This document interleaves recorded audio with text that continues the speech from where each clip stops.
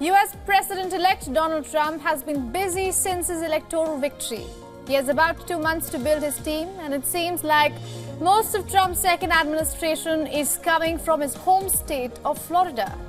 First in the list is Marco Rubio for the role of Secretary of State. Local media reports suggest that the Florida senator has been approached for the job.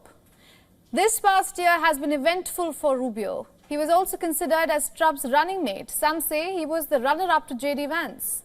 Rubio has been the Florida senator since the year 2011 and has staked out a position as a foreign policy hawk.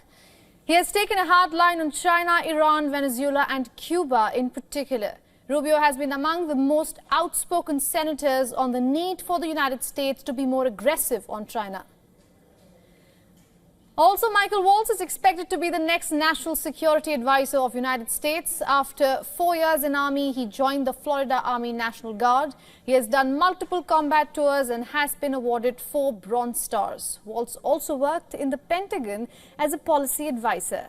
Like Rubio, he also believes going tough against China, and as a member of the Republicans' China Task Force, Waltz has argued that the US military is not as prepared as it needs to be in case there is a conflict in the Indo-Pacific region. Waltz is also the co-chair of the India Caucus. He has advocated for advancing defense and security cooperation with India. Now, the seat for the White House Chief of Staff has already been filed by Susie Wiles, and Trump is now reportedly expected to announce that Stephen Miller will serve as the Deputy Chief of Staff for Policy. Miller, remember, has led Trump's team of speechwriters during the first term. He has been a leading advocate for a more restrictive immigration policy and is expected to take on an expanded role in the president-elect's second term. Miller is also a lead architect of the president-elect's plans for mass deportations of undocumented immigrants. Speaking of deportations, according to a CNN report, South Dakota Governor Christie is being considered for Homeland Security Secretary. That will be a strong loyalist heading an agency that is key to his domestic agenda. The department oversees everything from U.S. Customs to border protection and immigration. The Homeland Security is also in charge of the Federal Emergency Management Agency and the U.S. Secret Service. And this comes a day after Trump announced Tom Homan as his border czar. 62-year-old Homan is well versed with the immigration crisis as well as working with Trump. Over the course of his long career, Homan managed to rise the ranks and ultimately become the acting director of Immigration and Customs Enforcement. In an interview, Homan has talked about targeted arrests and workplace enforcement, something that are in line with Trump's plan of executing America's largest deportation in history.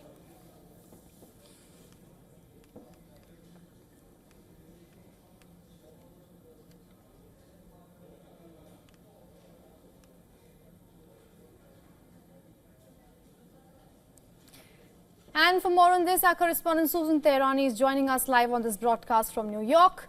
Also on the broadcast, we have Alex Zidon, Republican strategist, award-winning investigative journalist and writer. He's joining us live from New Jersey. Both of you, thank you so much for being with me on this broadcast. Thank you for having me. Susan, if I could quickly start with you, it seems like Donald Trump is heading for a trifecta win.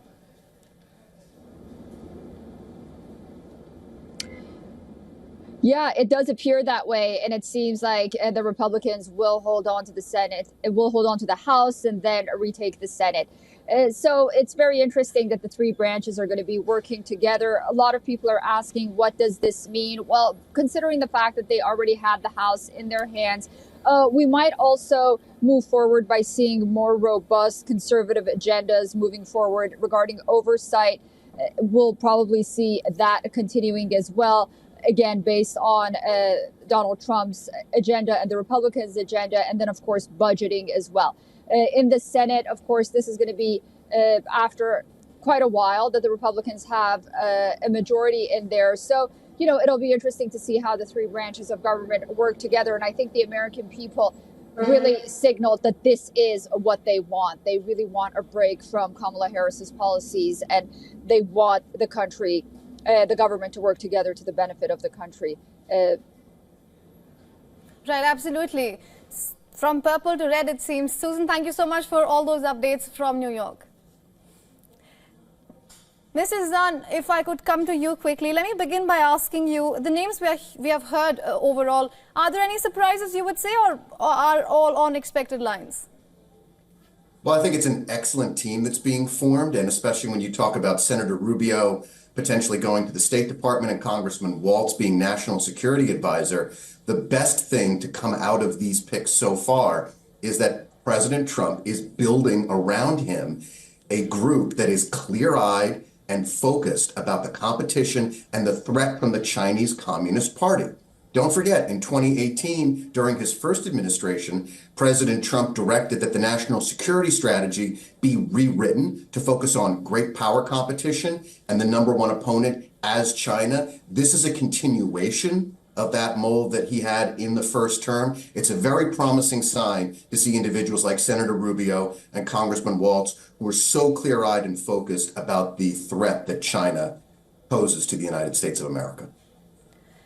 Right. Mrs. Zidane, there's a growing belief, and I think you would agree with me when I say this, that Donald Trump is not only looking for expertise, he's also looking for loyalists. So it begs the question, how different do you think his administration this time is going to turn out to be compared to last time, given he had 40 record firings? Well, I'm only going to agree with you part way on what you said. Every president wants individuals who are loyal. Every leader wants individuals who are loyal. No president wants people who backbite the leader to the press, who leak, who do things behind someone's back. So loyalty is always a consideration, no matter who the president or who the leader is. Again, I think that President Trump is turning to people who he knows, who have expertise in the respective fields. Susie Wiles, an excellent choice for chief of staff. It's not just loyalty, it's loyalty and competence. And Susie Wiles is an extraordinarily competent person who ran a great campaign and will make a fantastic chief of staff. Absolutely, that seems to be the hope. Before I let you go, let me talk about one name that hasn't been confirmed yet, and you must have heard him, Elon Musk. And we're hearing that there might be something around artificial intelligence. Are you hearing something on that? It would be excellent, just like Robert F. Kennedy potentially having someone like Elon Musk, who is an expert in that field, advise the government would be a great choice. Haven't heard anything confirmed yet. We'll see what happens. Still a lot of appointments left to make. All right, Mr. Zidane, I'll have to leave it with that. Thank you so much for joining us here on WION and getting us your insights. Thank you for having me.